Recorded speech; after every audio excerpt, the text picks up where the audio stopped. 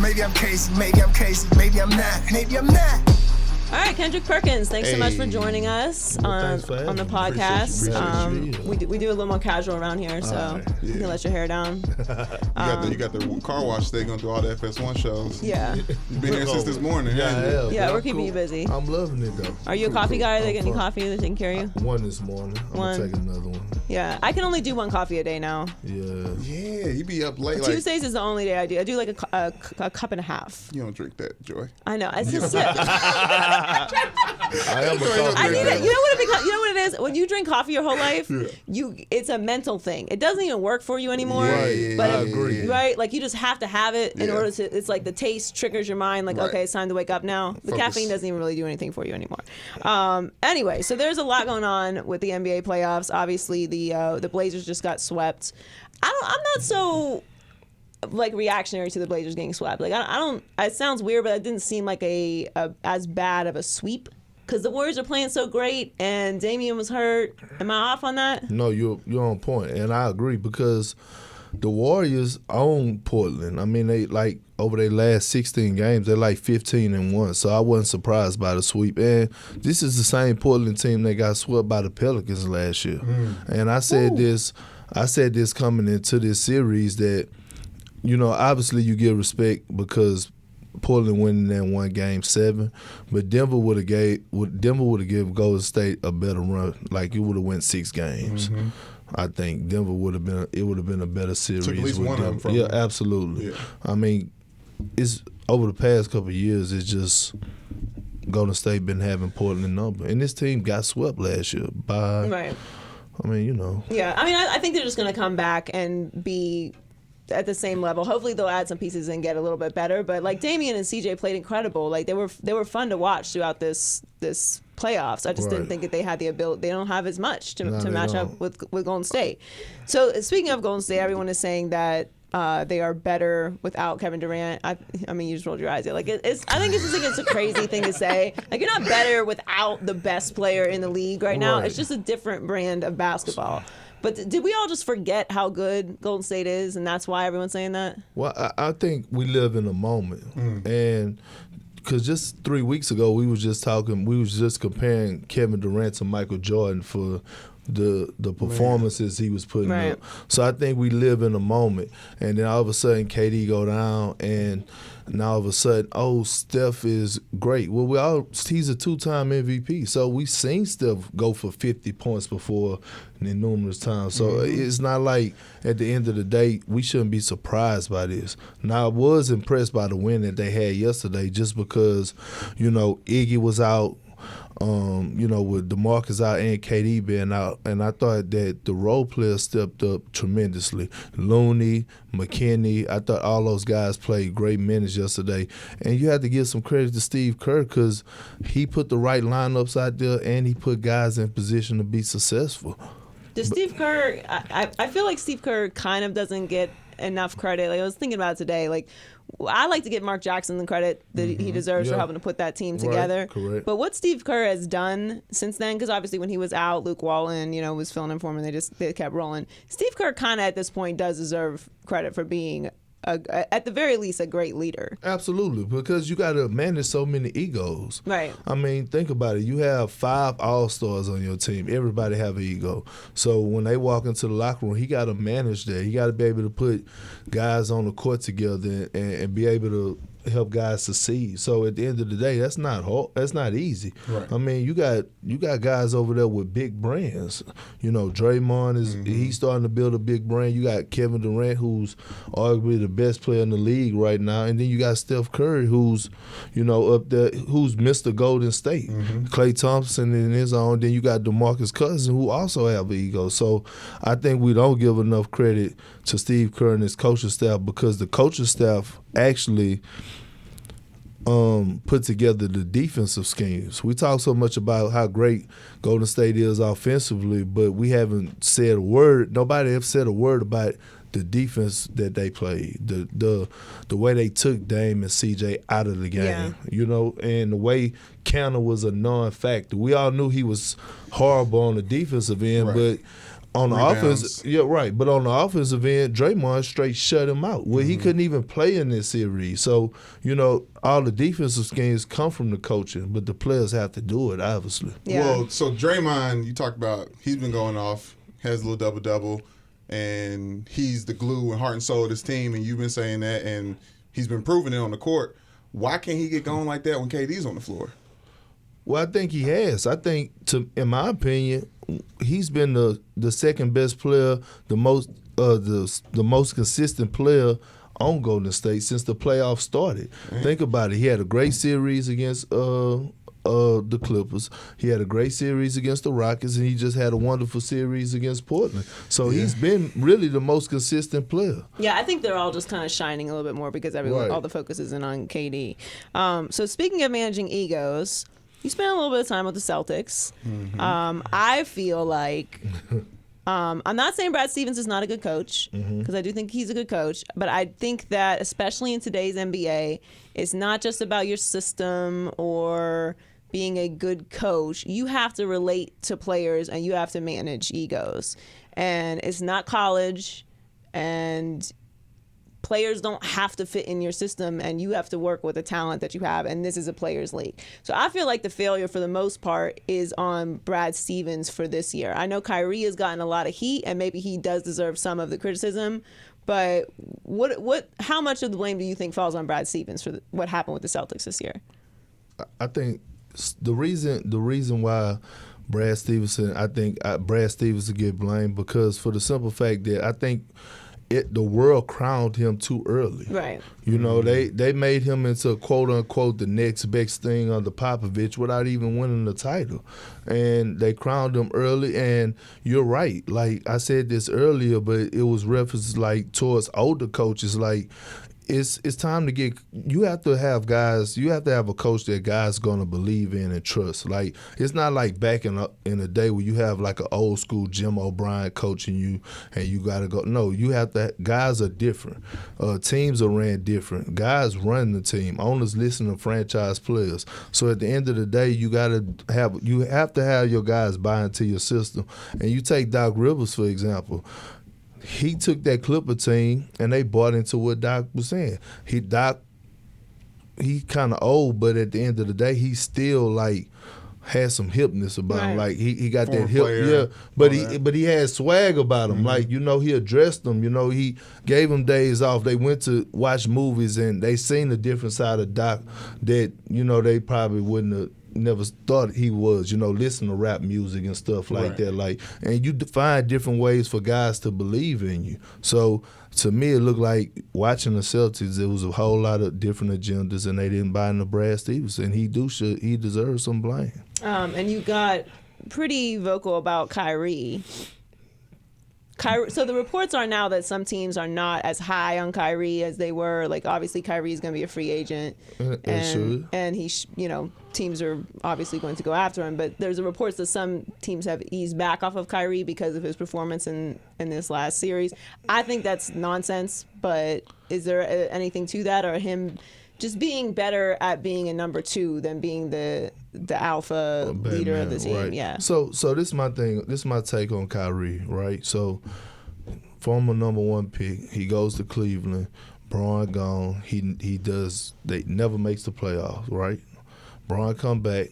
All of a sudden, he takes them to the next level, takes them to the finals, win the championship. All of a sudden, you can't play with Braun. Oh, I need to leave. I want to trade. You demand a trade. The grass is not green on the other side. You want to be the man. All of a sudden, you write this big old letter, like, I'm tired of being here in the text messages or whatever. You go to Boston. Now you're the number one option. You make all these promises. Oh, I'm going to sign back. I'm this. You carrying yourself like you Kobe Bryant, which you're not. And it shows. So you're not a number one option. You're not a Batman. You're good with another superstar. And he couldn't take the heat. And what bothered me the most about Kyrie was that how he carried himself. Like, after the losses, it was just like, oh, okay, cool, whatever. Like, I don't care. But Nah, man, it's a different world. It's just like being in LA, how Laker fans are. It's how Celtic fans are. And I played with the Celtics for 8.5 years, and it's Celtic pride is real. Mm-hmm. Like, that's a historic franchise. The fans love the Celtics. They love all their sports, and for him to go out the way he went out, I don't know. Because the last interview I heard him say was like, "Oh yeah, the Bucks won, and I can't wait to watch them in the rest of the playoffs." I'm like, what? Like, this is what you saying after you just got eliminated? Like, I mean, and he didn't step up. He didn't perform, and you could tell his teammates didn't like playing with him. I was on the outside looking in, but then Terry Rozier come out and say the same thing. So I'm like, oh, I was right. Yeah. Yeah, Just Terry what Rozier he wasn't had a lot good to say. he wasn't a good leader. I mean, it's the same team. Obviously, they faced the Milwaukee Bucks. I get that, but this is the same exact team that took LeBron James' Cavs to a Game 7 in the Eastern Conference Finals. So you clearly have still a lot of deep love for the Celtics. That's fair to say. So you were with that team that had to make moves to put together a championship. They were kind of like the original, like first big three-ish. That team. Right. What was the biggest difference when you added those players to that locker room? Because it's kind of similar to what's going on with the Lakers. Like, the Lakers have a young core, and they need to make some big moves to get some pieces there to be successful. And that's kind of what Boston did. So besides adding, like, veterans, what was the biggest change in that locker room that made you guys into champions? Well, see, what a lot of people didn't understand is that before they even made the move to get KG and get Ray, you got to understand those guys were like towards the end of their careers. So they had already accomplished everything from All-Star games to MVPs to whatever you want to name it. The only thing they hadn't done was win the championship. So these guys were 33, 34, 32, you know. So the only thing on their mind was winning the ring. So when they came together, it wasn't no hidden agendas. And it's hard when you have a young core. And I was saying the same thing about this Boston team that I said it was going to scare me because they have so much talent, but it's still guys that's trying to find their way. Right. So, you know, Jason Tatum, after coming off a successful season last year, I'm pretty sure he came into this season like, I want to be an all-star. You know what I mean? But on the 08 team, we held ourselves accountable, and we had great vets. We had James Posey, we had P.J. Brown, we had Sam Cassell, we had Eddie House. And I think the biggest thing for us was that our training camp was in Rome and London, so we was gone for 21 days where it was just us. Phones weren't really. Is that normal? Do teams normally do that, or that was like a unique thing to that team? It was something that was going on at the time where it was training camp. We had to go to Spain because of the Bayani getting drafted to Toronto, and they wanted to do preseason out there. So it was like the NBA did right. that. Okay. And so we was able to form and, like, you know, went to the Coliseum, and our phones really wasn't working like that, so we was forced to interact with each other. So you bonded. Right, because I think if I know more about you two outside of this media stuff, then my love go deeper, right? So that means I'm going to run through a wall for y'all when we get on the court. Make sense? Yeah. So I think chemistry forms outside of basketball, and then it carries on to the court. So what advice would you give? Because that was something that worried me about the Celtics too. Because like you said, they're not only do they not know their way, they're just trying to get their money too. And it's hard when you have a coach like Brad Stevens who's maybe having trouble relating to the players, how to put people in roles. And that's not a negative thing. Everybody has to play a role in any organization. That's how it works. So what advice would you give, say, the young core from Boston or even here in LA that are trying to prove themselves and make their money, but also need to figure out how to work within an organization to be successful? First of all, you have to be honest with yourself and know who you are. You know, and Doc, you know, I never was an all-star, but I had a 15-year career, and I never made an all-star game because I was a star in my role, and I was cool with who I was. So, meaning Perk, be a defensive anchor, block shots, rebounds. If you get the ball and score, okay, cool, set screens, you'll have a long NBA career. Okay, that was cool. Made good money, had a long NBA career. But nowadays, it's so hard because back then, like, men were men. Like, players were grown men. We made our own decisions. Like, I lived on my own. I traveled to Boston when I was 18. I stayed alone. Like, I didn't have extra friends and extra outsiders to tell me, to give me advice. But nowadays, guys have their own circles. So it's hard to match a group when you hearing advice from different people outside of your outside of the team. So you could be going home and your homeboy and uncle could be telling, Terry Rozier, hey man, that's BS, man. You supposed to be getting more touches. Right. Then Jason Tatum go home, his pops could be telling him, man, they doing you wrong. I don't know what Brad Stevens is doing. You see what I'm saying? And then all of a sudden it's like, there you go right there. So my own thing is that my whole thing is be your own man and control the situation. At the end of the day, you're the NBA player, not your parents, not your brothers, not your sisters, not your friends. So be your own man, control it, and invest yourself and lose yourself in the team. But be honest with yourself and just be a star in your role. So the Lakers are a complete disaster right now. We were talking when you first came in about what's going on there. And, there's a lot of different angles that you can go with. Right now, everyone's talking about Magic. I personally have no problem with – I'm not for snitching, but – I don't really consider this a snitching situation. That's not snitching. Like, Magic needed to say what he needed to say because Magic's getting thrown under the bus. Right. And I don't like the whole thing with the laziness. I'm going to just say it. It has a little bit of a racial undertone that makes me uncomfortable. Magic Johnson is not a lazy person. He is very successful. And Magic he worked with the gifts that were given him. He has a big personality. He comes in a room and makes things happen. So he got in a room with other successful people who, by the way, had people who they worked with to help them get successful. It's not an accident Magic is where he is, and he's getting thrown under the bus. Like, this disaster and this mess wasn't existing before him. Last I checked, Jeannie Buss had to take this organization over from her brother, who was running it into the ground. Absolutely. So I have no problem with what Magic said or did. It doesn't sound like you did either, but where do the Lakers go from here? So I'm with you on that one. Magic had to protect his brand and his name, and Magic was man enough to call out. He didn't it's a difference. Like, you have certain guys that I call cowards. That means they want to throw stones and hide their hand. Right. So they want to be the anonymous source. They want to go talk to a reporter on the side and say, "Oh, well, I'm gonna call up Chris Broussard today, or I'm gonna call up Skip Bayless, but I'm gonna tell them, don't say it came from me, Right. but it's from him." No, he manned up and actually, I'm gonna go on First Take and tell you why I quit, and this is the reason I quit, because Rob Pelinka, whose character been questioned through even when he was an agent, backstabbed him. The problem I have with the Lakers is that instead of hiring the right people for the job, they hired their friends. You know what I mean? So the connection, Kobe, Rob Pelinka, agency, hire Rob, okay, Kurt Rambis, his wife is good friends with Jeannie Buss, so we go keep it all in circle. Even the hiring of Magic, instead of hiring the right people for the job, you hire your friends, and that's a recipe for disaster. Have you seen or been a part of an organization that is this poorly run before? No, never. I didn't been. No, you know what? I tell you what. I've only been a part of 4. Okay. So So Boston was great. OKC was absolutely great. From top to bottom. Cleveland was good. Especially, I thought Griff, who the Pelicans just got, he ran that organization at a high level.